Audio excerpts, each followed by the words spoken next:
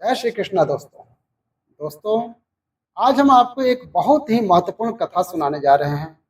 इस कथा के माध्यम से हम आपको यह बताएंगे इस संसार में सबसे बड़ा दान कौन सा होता है जिसे करने से पुण्य की प्राप्ति होती है और कैसे हम बुरे लोगों की पहचान कर सकते हैं।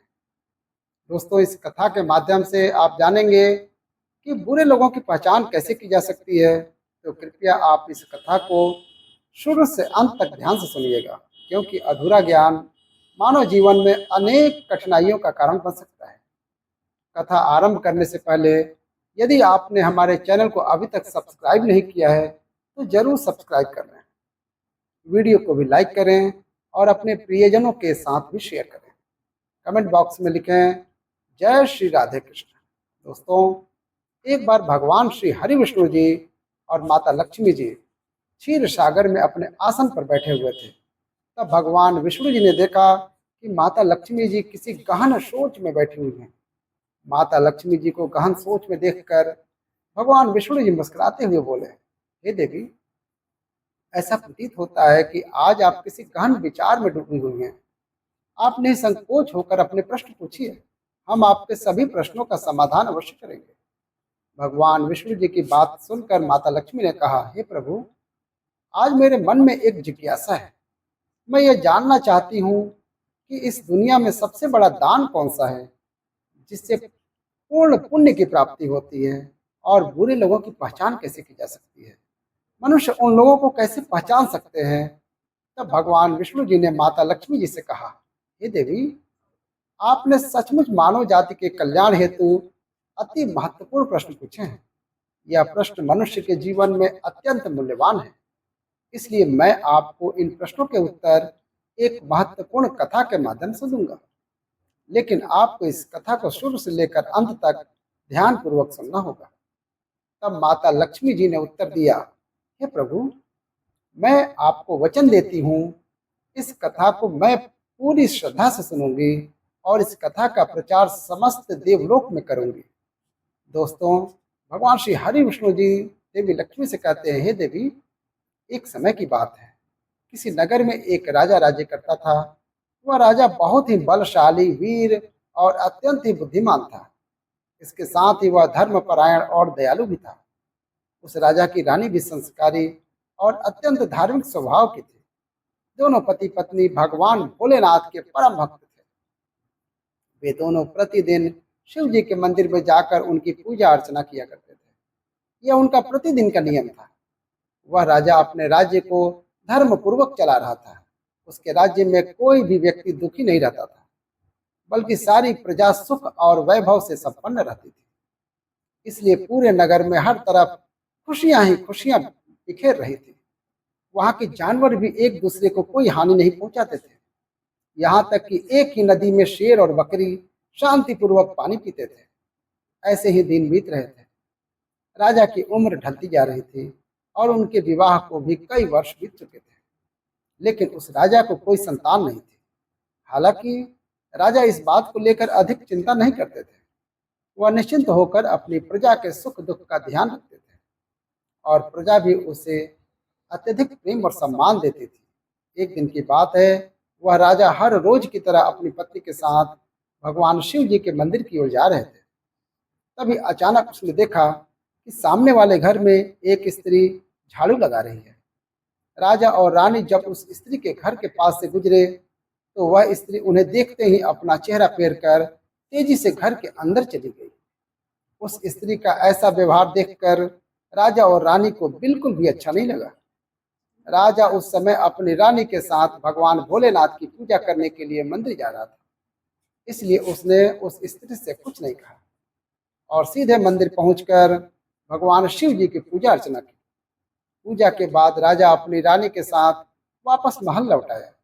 लेकिन महल पहुंचने के बाद राजा ने अपने एक सैनिक को बुलाया और उसे आदेश दिया कि तुम जाओ और नगर के बाहर एक क्षेत्र में रहने वाली उस स्त्री को अपने साथ महल ले आओ। ध्यान रखना, तुम उसे कुछ भी मत बताना कि क्यों बुलाया गया है, बस उसे हमारे पास ले आओ। भगवान विष्णु जी कथा सुनाते हुए आगे कहते हैं, हे देवी, राजा का आदेश पाते ही वह सैनिक तुरंत उस महिला के घर पहुंचता है उस समय महिला का पति भी घर पर नहीं था। फिर वह सैनिक उस स्त्री के घर के दरवाजे को खटखटाने लगता है और कुछ देर बाद वह महिला अपने घर का दरवाजा खोलती है। सामने राजा का सैनिक खड़ा देखकर वह महिला हैरान हो जाती है और पूछती है, क्या हुआ? आप मेरे घर पर क्यों आए हैं? उस महिला की बात सुनकर राजा का वह सैनिक उससे कहता है, चलो मेरे साथ, महाराज ने तुम्हें राजमहल में बुलाया है, उन्हें आपसे कुछ बात पूछनी है। यह सुनकर वह महिला अपने मन में सोचती है, आखिर महाराज का आदेश है, इसे ठुकराया तो नहीं जा सकता, मुझे राज दरबार में जाना ही होगा। उसके बाद वह सैनिक उस स्त्री को अपने साथ लेकर राजमहल पहुंच गया। महल में पहुंचकर वह महिला राजा को प्रणाम करती है और कहती है, ये महाराज, आपने मुझे अचानक इस राजमहल में क्यों बुलाया है? क्या मुझसे कोई गलती हो गई है? उस स्त्री की बात सुनकर राजा कहता है, तुम मुझे एक बात बताओ, आज सुबह जब मैं और मेरी पत्नी भगवान शिव जी के मंदिर जा रहे थे तो तुमने मुझे देखकर अपना मुंह फेर लिया और मुझे आते हुए देखकर तुम दौड़ते हुए अपने घर में चली गई। तुमने मुझे देखकर ऐसा दुर्व्यवहार क्यों किया? तब वह महिला बोली है, हे महाराज, आप भले ही मुझे मृत्यु दंड दे दें तो भी मुझे कोई ऐतराज नहीं है, परंतु मैं सच ही कहूँगी, आपके महल में बड़े बड़े विद्वान हैं, पंडित हैं, अगर मैं गलत बात बोलूं तो आप उनसे पूछ सकते हैं कि हमारे नगर में यह मान्यता है, जो सुबह सुबह आपका चेहरा देख लेता है तो उस व्यक्ति का पूरा दिन खराब हो जाता है, क्योंकि आप संतानहीन हैं। अभी तक आपको संतान की प्राप्ति नहीं हुई है, इसी कारण मैंने आपका मुंह देखकर अपना मुंह फेर लिया था और अपने घर के अंदर चली गई थी। उस महिला की ऐसी बात सुनकर राजा आश्चर्य में पड़ जाता है। वह अपने मन में सोचता है कि यह महिला तो बिल्कुल सत्य कह रही है। यदि किसी नगर के राजा को संतान नहीं हो तो यह उसकी प्रजा के लिए बिल्कुल भी शुभ नहीं माना जाता है। उसके बाद राजा उस महिला को वापस अपने घर जाने की अनुमति देता है। फिर राजा अपने मन में यह विचार करने लगता है कि अब मुझे भगवान शिव जी के मंदिर में जाकर संतान प्राप्ति के लिए यज्ञ करना चाहिए। ऐसा सोचकर वह राजा अपने कक्ष में लौटकर रानी से कहता है, हे प्रिय, हमारे नगर के लोग हमारे चेहरे को देखना भी पसंद नहीं करते हैं, क्योंकि हमारे पास अभी तक कोई संतान नहीं है। इसलिए हमें भगवान शिव जी के मंदिर में जाकर संतान प्राप्ति का यज्ञ करना चाहिए। हम भगवान भोलेनाथ के मंदिर में चलते हैं और भगवान शिव से प्रार्थना करते हैं कि वे हमें पुत्र प्रदान करें। राजा की बात सुनकर रानी भी उसकी बात मान लेती है। फिर राजा और रानी दोनों भगवान शिव जी के मंदिर में पहुंचते हैं और भगवान शिव जी की पूजा करके संतान प्राप्ति के लिए यज्ञ का आयोजन करते हैं। भगवान विष्णु जी कथा सुनाते हुए आगे कहते हैं, हे देवी, पुत्र प्राप्ति के लिए राजा और रानी ने यज्ञ का आयोजन किया, लेकिन यज्ञ संपन्न होने के बाद भी उन्हें संतान की प्राप्ति नहीं हुई। यज्ञ के निष्फल होने से राजा अत्यंत निराश हो गया। यज्ञ का आयोजन करने वाले पंडित जी भी सोच में पड़ गए। पंडित जी ने मन ही मन सोचा, अब तक जितने भी यज्ञ मैंने किए हैं उनमें से कोई भी यज्ञ आज तक विफल नहीं हुआ है। इसका अर्थ यह है, शायद इस राजा के भाग्य में ही खोट है, और ऐसा प्रतीत होता है ईश्वर ने इस राजा के भाग्य में संतान का योग नहीं लिखा है। इसलिए संतान प्राप्ति का यज्ञ करने के बाद भी उसे संतान की प्राप्ति नहीं हुई। राजा हर संभव प्रयास करके थक चुका था और अब वह गहरे निराशा में डूबा रहता था। वह दिन रात संतान की कमी के बारे में सोचता और चिंता में खोया रहता था। एक दिन सिंहासन पर बैठे बैठे राजा को अचानक एक बात याद आती है कि दूसरे नगर के वन में एक महात्मा जी निवास करते हैं, जिनकी ख्याति दूर दूर तक फैली हुई है। राजा के मन में विचार आता है, शायद उन महात्मा के पास मेरे इस कष्ट का समाधान हो। मैं उनके पास जाऊं तो संभवतः वे मुझे पुत्र प्राप्ति का कोई उपाय बता सकते हैं। मुझे उनके पास जाना चाहिए। अपने मन में यह निर्णय लेकर राजा तुरंत अपनी रानी के पास जाता है और उससे कहता है, हे प्रिय, दूसरे नगर के वन में एक महान तपस्वी और ज्ञानी महात्मा जी रहते हैं। मुझे लगता है कि हमें उनके पास जाना चाहिए। हो सकता है कि वे हमें पुत्र प्राप्ति का कोई मार्ग सुझा दें। फिर रानी भी राजा की इस बात से सहमत हो गई। रानी ने कहा, हे स्वामी, आपकी बात बिल्कुल सही है, हमें महात्मा जी से अवश्य मिलना चाहिए। रानी की सहमति पाकर राजा और रानी दोनों ने एक रथ में बैठकर महात्मा जी के दर्शन के लिए दूसरे वन की ओर प्रस्थान किया। कुछ समय के बाद वे दोनों वन में पहुंच गए। रथ से उतरकर राजा और रानी दोनों जंगल के भीतर जाने लगे। ऊंचे नीचे रास्तों से गुजरते हुए वे महात्मा के आश्रम की ओर बढ़ने लगे। भगवान विष्णु जी कथा सुनाते हुए आगे कहते हैं, हे देवी, फिर राजा और रानी वन के भीतर महात्मा जी की कुटिया के पास पहुंच जाते हैं। वहां वे देखते हैं कि महात्मा जी एक विशाल वृक्ष के नीचे ध्यान मग्न होकर साधना में लीन है। यह दृश्य देखकर राजा और रानी कुछ देर तक खामोशी से खड़े रह जाते हैं ताकि महात्मा जी की साधना में कोई विघ्न न आए। दोनों हाथ जोड़कर विनम्रता पूर्वक महात्मा जी के सामने खड़े रहते हैं। कुछ समय बाद महात्मा जी अपनी साधना से बाहर आते हैं और अपनी आंखें खोलते हैं। तब वे देखते हैं कि राजा और रानी उनके सामने दोनों हाथों को जोड़कर खड़े हुए हैं। वे महात्मा जी उस राजा को अच्छी तरह जानते भी थे, इसलिए वे राजा को देखते ही पहचान लेते हैं और राजा से मुस्कुराते हुए कहते हैं, हे राजन, आज आप यूं अचानक हमारे पास किस प्रयोजन से पधारे हैं? तब राजा ने नम्रता से महात्मा जी को प्रणाम किया और अपनी व्यथा महात्मा जी को कह सुनाई। उसने बताया कि कैसे उन्होंने पुत्र प्राप्ति के लिए यज्ञ किया, परंतु सभी प्रयास व्यर्थ गए। यह सब सुनने के बाद महात्मा जी कुछ क्षणों के लिए मौन हो गए और अपनी आंखें बंद कर लिए। वे ध्यानस्थ होकर राजा के जीवन की घटनाओं का आंतरिक दृष्टि से अवलोकन करने लगे। उस समय के बाद महात्मा जी ने अपनी आंखें खोली और गंभीर स्वर में बोला, राजन, मैंने आपके जीवन का एक ऐसा सत्य देखा है जिसे सुनकर आपको कष्ट हो सकता है। आपके पिछले जन्म में किए गए एक पाप का फल इस जन्म में आपके भाग्य पर भारी पड़ा है। आपने पिछले जन्म में एक ऐसा घोर पाप किया था जिसके परिणाम स्वरूप इस जीवन में आपके भाग्य में संतान प्राप्ति का योग नहीं है। इसी कारण से आपके सभी प्रयास निष्फल हो रहे हैं। भगवान विष्णु जी कथा सुनाते हुए आगे कहते हैं, हे देवी, महात्मा जी की बातें सुनकर राजा उनके चरणों में गिर पड़ा और विनती करते हुए बोला, हे महात्मा, कृपा करके आप ऐसा मत कहिए।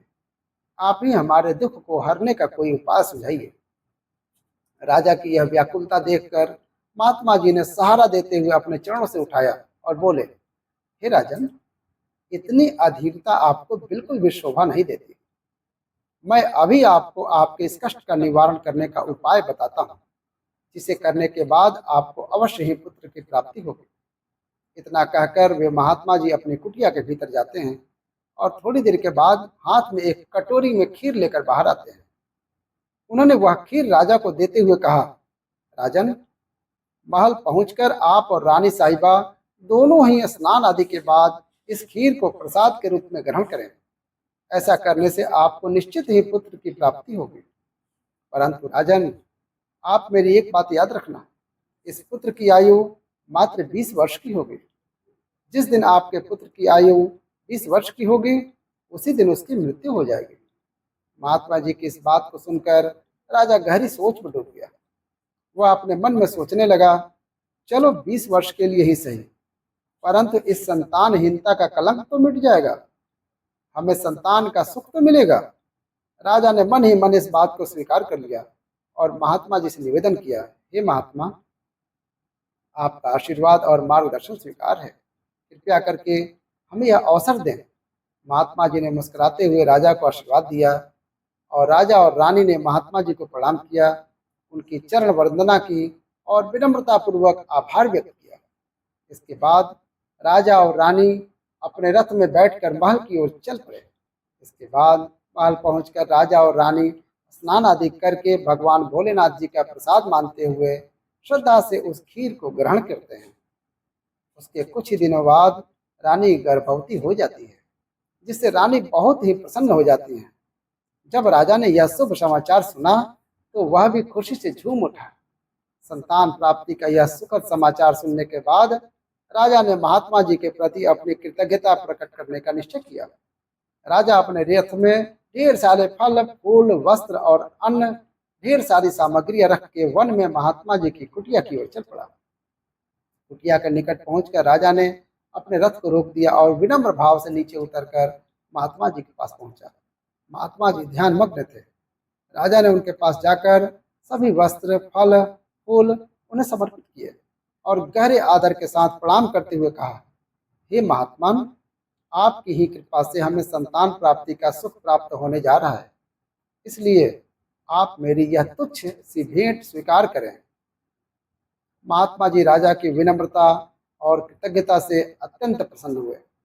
उन्होंने राजा के भेंट को स्वीकार कर उन्हें आशीर्वाद दिया और कहा, राजन, तुम्हारी भक्ति और संकल्प ने ही तुम्हारे जीवन को फलवंत किया है। तुम्हारे हृदय में जो प्रेम और श्रद्धा है वह अनमोल है। जाओ, तुम्हारी संतान गुणवान और धर्मनिष्ठ हो। उसके बाद राजा ने महात्मा जी का आशीर्वाद पाकर उनसे विदा लिया और अपने रथ में बैठकर वापस अपने महल की ओर प्रस्थान करते हैं। महल लौटकर राजा बहुत ही खुशियां मनाता है। भगवान विष्णु जी कथा सुनाते हुए आगे कहते हैं, हे देवी, ऐसे ही दिन बीत रहे थे। आखिरकार वह शुभ दिन आया जब राजा के यहाँ एक पुत्र का जन्म हुआ। पुत्र के जन्म से जैसे महल में खुशियों की बयार बढ़ने लगी। राजा ने पुत्र प्राप्ति की खुशी में पूरे नगर में उत्सव का आयोजन किया। महल को फूलों और रंग बिरंगी रोशनियों से सजाया गया और प्रजा के बीच में मिठाइयां बांटी गई। पूरे नगर में हर्षोल्लास का माहौल छा गया था। राजा ने अपने पुत्र का नाम शौर्यवीर रखा। शौर्यवीर अपने पिता के ही गुणों का प्रतीक बनते हुए बड़ा होने लगा। वह अपने पिता की तरह ही धर्मनिष्ठ, आत्मानुरागी और परमेश्वर का अनन्य भक्त था। उसकी बुद्धिमत्ता, शौर्य और भक्ति के गुण प्रकट होने लगे, जिससे राजा का हृदय गर्व से भर उठता। शौर्यवीर के गुणों और आचरण को देखते हुए सभी आश्वस्त थे कि वह एक दिन अपने पिता की तरह महान राजा बनेगा। जैसे जैसे समय बीतता, राजा का हृदय गर्व और खुशी से भरता गया। संतान सुख की प्राप्ति ने उसकी सभी चिंताओं को मनोहर लिया था और वह अपने पुत्र में संपूर्ण संसार का आनंद खोजने लगा। वह राजा पुत्र के प्रति अपने स्नेह में इतना डूब गया कि वह यह महत्वपूर्ण बात भी भूल बैठा कि उसके पुत्र की आयु मात्र 20 वर्ष तक की ही थी। भगवान विष्णु जी कथा सुनाते हुए आगे कहते हैं, हे देवी, फिर एक दिन जब उस राजा को यह बात याद आती है कि उसके पुत्र शौर्यवीर की आयु मात्र 20 वर्ष की है, इसलिए जब राजा के पुत्र शौर्यवीर की आयु 15 वर्ष हो जाती है, तब वह राजा दिन रात पुत्र के भविष्य को लेकर व्याकुल रहने लगा।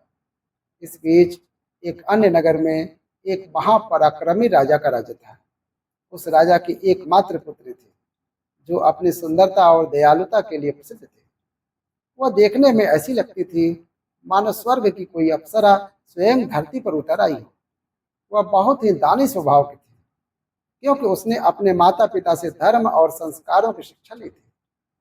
इसलिए उसका हृदय करुणा और उदारता से भरा हुआ था। वह प्रतिदिन सुबह उठकर पक्षियों का दाना डालती थी और अपने द्वार पर आने वाले साधु संतों, भिक्षुओं को सदा ही आदर से भोजन कराती थी। कोई भी भूखा उसके द्वार से खाली हाथ नहीं लौटता था।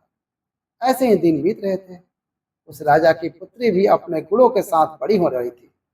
एक दिन जब शौर्यवीर के पिता को यह बात पता चली कि दूसरे नगर में एक धीर वीर और पराक्रमी राजा राज्य करता है, जिसकी पुत्री गुणों की खान है, साथ ही वह अत्यंत सुंदर भी है, तो राजा ने अपने मन में सोचा कि ऐसी धर्मात्मा और तेजस्वी कन्या के साथ अपने पुत्र शौर्यवीर का विवाह करना उचित रहेगा।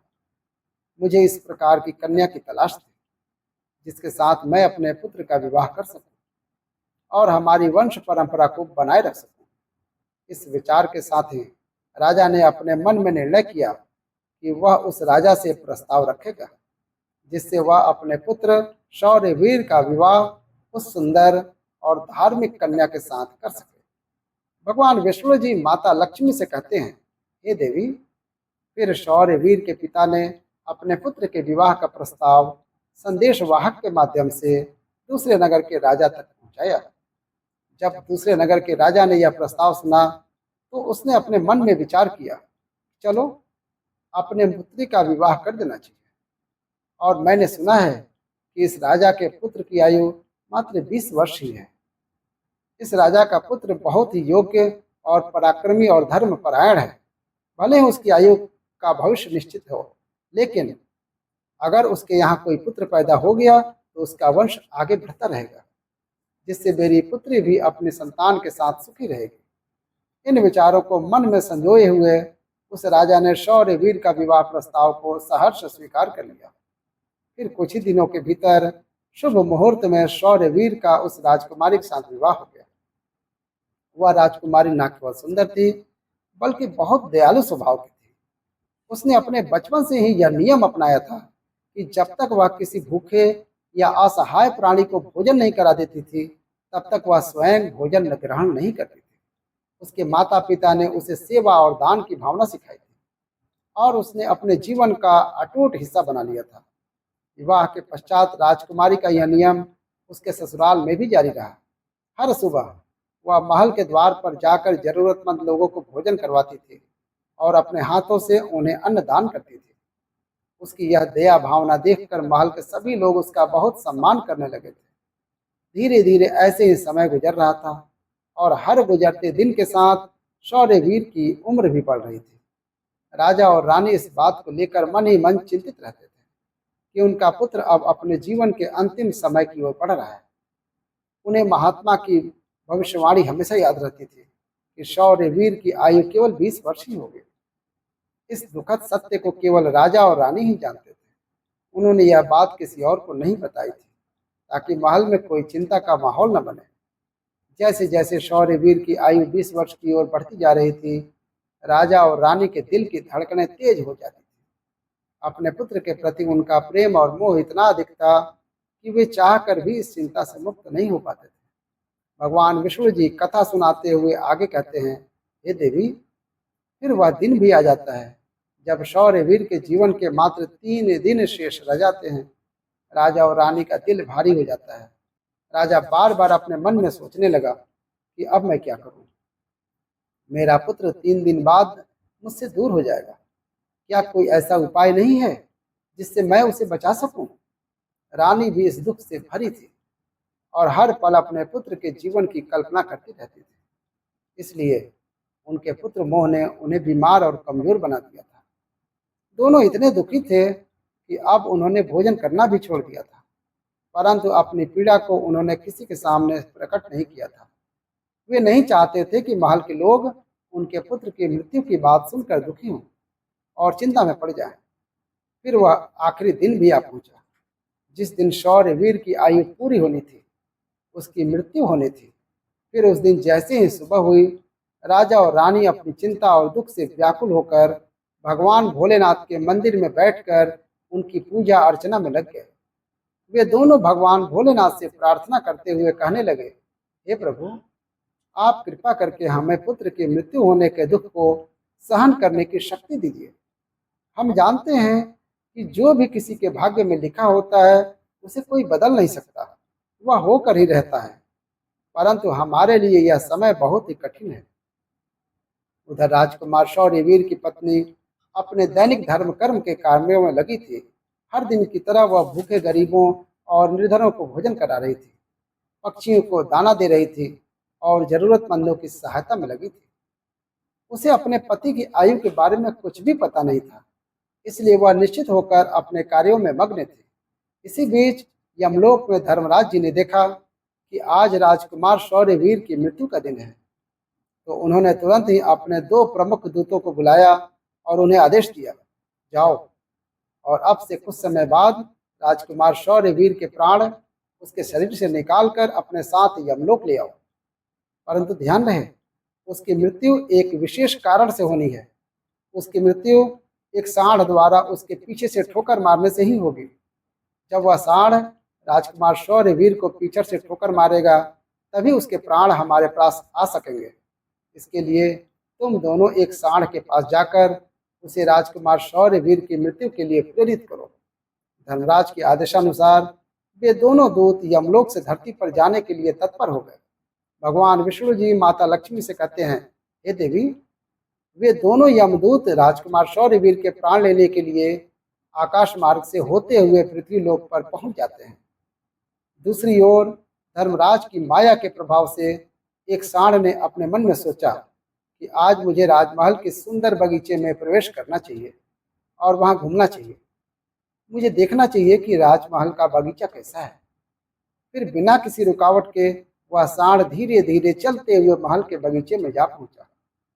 संयोग से यह वही बगीचा था जहां राजकुमार शौर्यवीर प्रतिदिन टहलने के लिए आते थे। धर्मराज की माया से प्रेरित वह सांड जैसे ही बगीचे में प्रवेश करता है तो वहां जाकर वह घास चरने और इधर उधर घूमने लगता है। उसी समय धर्मराज जी के दो दूत राजमहल के बगीचे के द्वार पर खड़े हो गए। वे दोनों बगीचे के भीतर की गतिविधियों पर नजर बनाए रखते हैं। कुछ समय बाद राजकुमार शौर्यवीर उस बगीचे में टहलने के लिए आता है।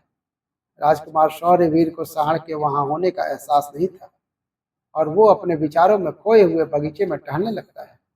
तब वे दोनों यमदूत अपने मन में सोचते हैं, अब बस थोड़ी ही देर में राजकुमार शौर्यवीर की आयु समाप्त होने का समय आ गया है। हमें इंतजार है उस पल का जब यह सांड राजकुमार को ठोकर मारेगा, तब हम उसके प्राण लेकर यमलोक लौट जाएंगे। जब वे दोनों दूत यह विचार कर रहे थे, तभी क्या होता है कि एक अन्य नगर में एक निर्धन ब्राह्मण रहता था। उस ब्राह्मण की एक पुत्री थी जिसका समय रहते उसने विवाह कर दिया था, लेकिन दुर्भाग्य से उसकी बेटी का पति एक दुष्ट प्रवृत्ति का व्यक्ति था जो बहुत ही मदिरा पान करता था, जुआ खेलता था और पराई स्त्रियों के साथ संबंध बनाता था। यही नहीं, वह अपनी पत्नी को नशे में धुत होकर अक्सर मारता पीटता था और उसे घर से निकालना चाहता था। उसकी इस आदत के कारण गरीब ब्राह्मण की बेटी बहुत दुखी और पीड़ित रहने लगी थी। लेकिन वह गरीब ब्राह्मण की बेटी जब अपने पति के साथ कुछ समय तक रही, तब एक दिन वह गर्भवती हो जाती है। इसलिए एक दिन उसने अपने पति की मारपीट से तंग आकर उसे छोड़कर वह अपने पिता के घर अपने मायके में आ जाती है। वह आंसुओं से भरी हुई आंखों के साथ अपने पिता से कहती है, पिताजी, आज के बाद मैं अपने पति के साथ नहीं रह सकती, क्योंकि वह मुझे रोज मारता पीटता है और बुरी तरह से अपमानित करता है और मैं उसके इस व्यवहार से तंग आकर उसको छोड़कर मायके चली आई हूँ। मुझे क्षमा कर दीजिए, पर अब मैं अपने मायके में ही रहना चाहती हूँ। उसका पिता अब बहुत ही वृद्ध हो चुका था और अब उसकी कमाई का कोई ठोस साधन नहीं था, जिसके कारण उसे प्रतिदिन नगर के विभिन्न घरों में जाकर भिक्षा मांगनी पड़ती थी ताकि वह किसी प्रकार से अपने और अपने परिवार का पेट भर सके। भगवान विष्णु जी आगे कहते हैं, हे देवी, जब उसकी बेटी का गर्भकाल पूरा हुआ तो उसने एक सुंदर पुत्र को जन्म दिया। लेकिन जन्म देने के बाद उसे बहुत तेज भूख लगने लगी। उसे भोजन की आवश्यकता थी।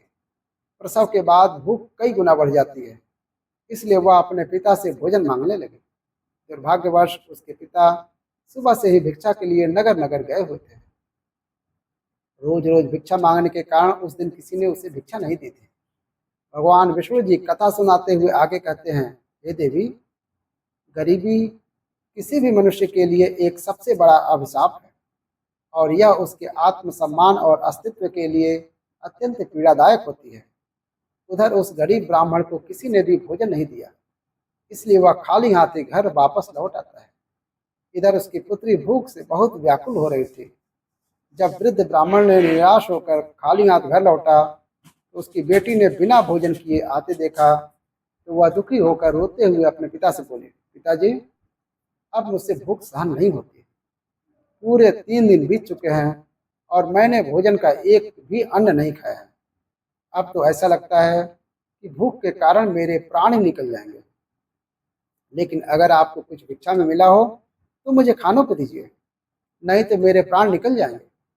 तब उसका वृद्ध पिता अपनी बेटी को सांत्वना देते हुए कहता है, पुत्री, मैं कुछ ही देर में लौटूंगा। मैं अब दूसरे नगर में जाऊंगा और वहां के राजा के महल के द्वार पर जाकर भिक्षा मांगूंगा। अगर वहां से मुझे कुछ भी मिल जाता है तो तुरंत तुम्हारे लिए लेकर आऊंगा। अपनी बेटी से यह कहकर वृद्ध ब्राह्मण वहां से निकल पड़ा। इधर राजकुमार शौर्यवीर की पत्नी, जो कि रोजाना गरीबों को भोजन कराती थी, उस दिन उस नगर के राजा और रानी दोनों अत्यधिक बीमार पड़ गए थे, क्योंकि पुत्र मोह के कारण वे बहुत ही चिंतित थे और शौर्यवीर की पत्नी उनके कक्ष में थी। इसलिए आज उसने गरीबों को भोजन नहीं करा पाया था, परंतु उसने अपने पति के लिए भोजन बनाया था और भोजन की थाल सजा कर रखती थी कि जब उसका पति बगीचे से लौटेगा तो वह उसे भोजन कराएगी। क्योंकि उसका पति अपने माता पिता के पास बैठकर उनकी सेवा करके अपने बगीचे में घूमने के लिए गया हुआ था। भगवान विष्णु जी कथा सुनाते हुए आगे कहते हैं, हे देवी, इधर वह वृद्ध ब्राह्मण राजमहल के द्वार पर पहुंच जाता है।